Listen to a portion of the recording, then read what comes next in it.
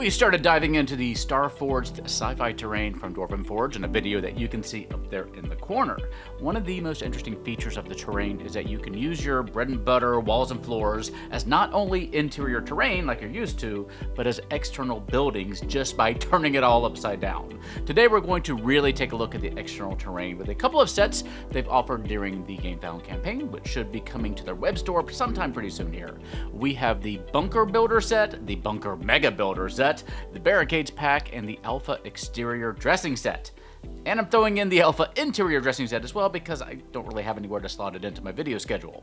Remember that Dwarven Forge has some great videos about the terrain that you can find in the doohickey down below me, and some things may change between the sets I have here from the GameFound campaign and what releases in their web store. All that said, let's take a look at some bunkers and accessories.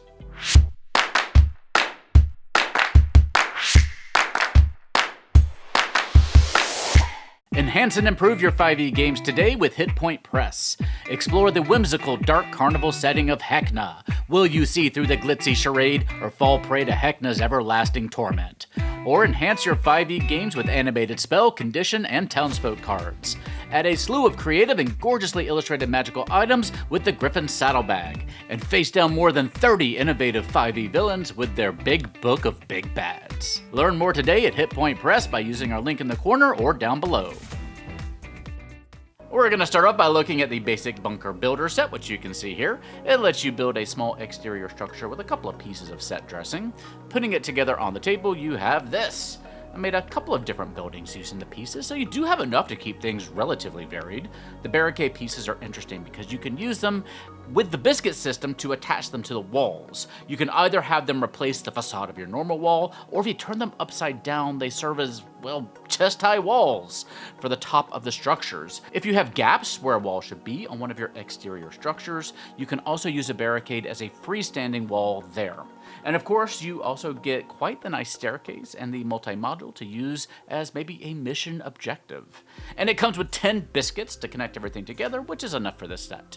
Now, this set is intended to be used as an exterior set, of course, but if you want to see what it looks like flipped upside down, here you go. I think it actually might work as like a basement level or as the bottom of a silo maybe. And of course, these pieces can just be used to augment your core sets as well.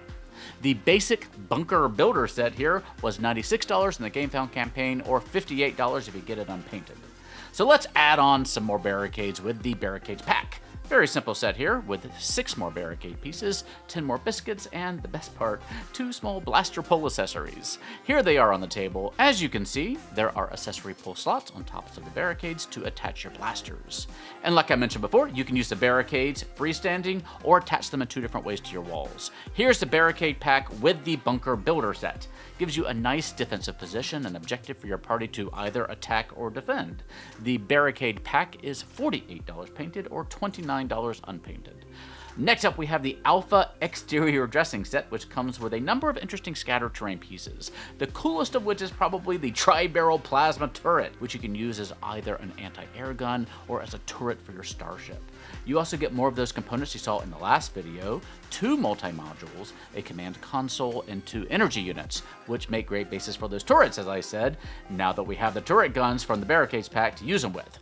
You also get 2 antenna pole accessories and the turret cone, which has a number of different possible uses. Here you're seeing them with our Bunker Builder set. You can be quite creative with how you use these items, like the energy units and the turret cone. For example, the turret cone also looks like an impulse engine when you place it on its side, which we'll explore more in our next videos. And here is all 3 of the sets together, the Bunker Builder, the Barricades Pack, and the Alpha Exterior Dressing set. We have the turret gun freestanding here, which I think works fine. We place the guns on top of the turret cones and the antennas on the energy units. There's quite a bit of mixing and matching that you can do with these items, more than you'd probably initially think. Go check out some of the official Dwarven Forge videos and that doohickey below me to get even more ideas. The Alpha Exterior Dressing set is $64 painted and $33 unpainted. Alright, so now we're going to get big. We have the Bunker Mega Builder set, which comes with all the items you see here. This is enough to make several buildings. Let's lay it all out on the table so you can get a good sense of it. Along with our bread and butter walls and floors, and more of those accessories that we've already talked about, like the multi-module and the barricades, we get a few new things, including the adjustable catwalk ramp, which gives us a new way to navigate elevation builds in addition to the stairs and ladders. We get the ramp cleat biscuit insert, which we can attach the ramp to if we like, and we get 2 catwalk pylons. We're going to take a closer look at the catwalks in another video, but very quickly, you can attach the ramp to the ramp cleat here using the little hooks, and then you can use the biscuit insert to attach it to a wall or a pylon or to another catwalk or whatever you like that has a biscuit insert, and it'll allow your ramp to work at different elevations and angles. You also can raise and lower the ramp, maybe for gameplay purposes. One nice thing about the ramp that exemplifies the care that Dwarven Forge puts into their sculpts is that it has little cleats on the sides to hold up medium-sized minis so you can use them seamlessly in your games on the ramp, or minis with larger hollow bases like some Warhammer minis work too. The catwalk pylon is an enormously versatile piece. First of all, this thing has a whopping 13 biscuit slots at different heights and orientations. The square here on each side that you see is actually 4 biscuit slots put together. You can connect this to other pieces in a whole host of ways, which we'll explore more in our catwalk video coming up soon. It's also finished on all sides, so you can use it upside down, right side up, or on its side. For our build here, I decided to just use it as a base for one of our big plasma turrets and as a walkway leading off to the side. Everything you see in this build in the foreground here is just from the Mega Bunker package. We will combine sets in a moment. The interior build behind it is from our last video to give you some perspective, and I also just didn't want to break it down and take it off the table until I finish this whole series. Anyway, I've got the barricades attached to the walls and the other orientation so you can see how that looks. That's the chest-high walls I was talking about earlier.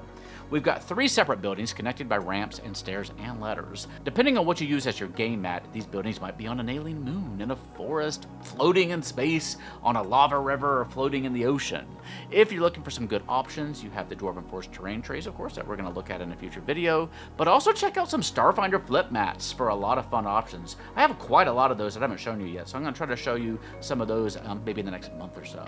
But let's expand this build out. This is the Mega Bunker set and the Bunker Builder set put together, which basically adds another building to our overall world here.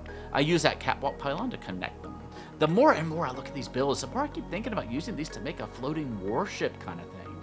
I do feel like I very rarely get to play combat scenarios that take good advantage of elevation builds. And when you get the chance like this, it really helps to elevate your immersion, pun fully intended. So let's expand this out even more with our Barricades pack. I really like the idea of letting your players plan and build their own fortifications to maybe prepare for an assault. Maybe they can take downtime to craft barricades, which you can allow them to place on the map, and they build out the turrets and the plasma cannons, which they can then place as well. Now let's add in the Alpha Exterior Dressing Pack to see everything together. I keep thinking of more gameplay ideas that you can incorporate. Maybe they multi-module units or batteries that power the guns and communication arrays, and during combat they can raise and lower the ramps and retract the ladders to keep them distanced from your assailants. Whoever controls that main console there controls the whole base, so you have to put it in a highly defensible position that you can fall back to. Use the terrain pieces you have to give you story and gameplay ideas. And remember that you as a game master don't have to be the sole person responsible for building out your combat encounters. Give your players the pieces that they've earned or bought or crafted to build out their own base or ship. With that in mind, buying terrain pieces like this is expensive, quite expensive. And there's nothing wrong with asking your players to help contribute when you're running a campaign for them. You shouldn't have to shoulder that financial burden all by yourself. Now, the Bunker Mega Builder set was $317 painted and $191 unpainted during that GameFound campaign. Now, before we wrap up, I have one more little set to show you. We are going to go inside to take a look at the Alpha Interior Dressing set. Most of the pieces here should be familiar to you by now. The multi-module, the energy units, the stairs, etc. This one comes with 2 capsule beds, which is a nice addition to make your ship feel a little bit more lived in. We've also got a small blaster, which is the same pole accessory that we got in the Barricades pack. There's 2 more consoles, another sensor arm, really nice things to add some personality to your builds. So here's our interior build from the last video. I made a couple of alterations, and now we're gonna add in the new accessories from the interior set. We now have several command consoles to give your players a place to control various parts of their ship. I added in a nice little bot from the energy unit and the sensor arm. We have beds in the back and stairs on the sides to reach maybe other parts of the ship, or maybe their exits along the wings, emergency exits. I think this set goes a long way in giving you a lot of gameplay opportunities for your interior builds. It's really nice stuff here. I kind of wish we had a little variety with our control console so they look like they did different things, but let's be honest, I never really thought we'd even get a sci-fi terrain set from Dwarven Forge at all, so I am just happy we got all of this. I think the percentage of RPG players playing sci-fi games is probably pretty low, and I wouldn't be surprised if the majority of people buying this terrain are probably playing Warhammer. But you let me know. If you wandered in here from the Warhammer community, I would love to hear your thoughts on Starforged. The Alpha interior dressing set was $58 painted and $35 unpainted during the GameTown campaign, and keep in mind those prices are likely to change when it hits the web store coming up pretty soon here. Next time, we're going to take a look at the Catwalks and Pipelines collection, which expands on our elevation options, but also does a great job of just making our interior and exterior builds look exceedingly cool. Be sure you're subscribed to check it out, and don't forget to check out Hit Point Press for some other options to bling out your games. Last time I showed you the animated spell cards, which are great, but they also have animated townsfolk. The front has the artwork with 8 frames of lenticular animation each, and on the back you have a variety of options for generating interesting NPCs on the fly. It is a great way to generate memorable NPCs when you need them most. And that's it for me today. For now, please take care, have fun, love each other, and I will see you next time at the Gallant Goblin.